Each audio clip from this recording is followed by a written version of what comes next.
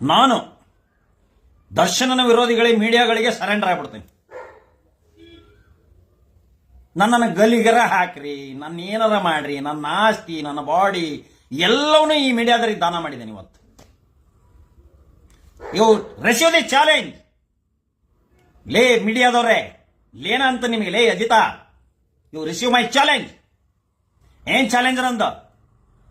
ದರ್ಶನಿಗೆ ಏನಾದರೂ ಗಲ್ಲು ಶಿಕ್ಷೆ ಆದ್ರೆ ಸುಪ್ರೀಂ ಕೋರ್ಟ್ ಮಟ್ಟ ಹೋಗ್ಲದ.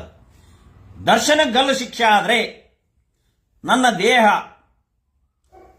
ನನ್ನ ಆಸ್ತಿ, ನಾನು ದುಡಿದದ್ದು ಎಲ್ಲದನ್ನು ನಿಮ್ಮ ಚಾನಲ್ಗಳಿಗೆ ಅರ್ಪಣೆ ಮಾಡಿಬಿಡ್ತಾನೆ. ನೀವು ನನ್ನ ಹೆಂಗಾದ್ರೂ ಯೂಸ್ ಮಾಡಿಕೇಳ್ರಿ, ಹೆಂಗಾರ ಕಸ ಹೊಡೆಯಕಚ್ಚಿರಿ, ಗುಲಾಮನ್ ಮಾಡಿಕೇಳ್ರಿ.